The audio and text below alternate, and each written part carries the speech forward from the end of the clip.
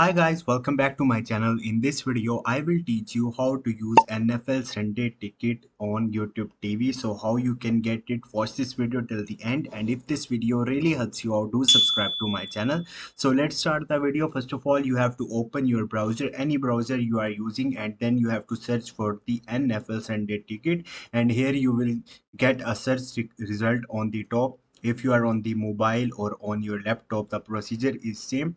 So once you will search for this link tv.youtube.com, just tap on it.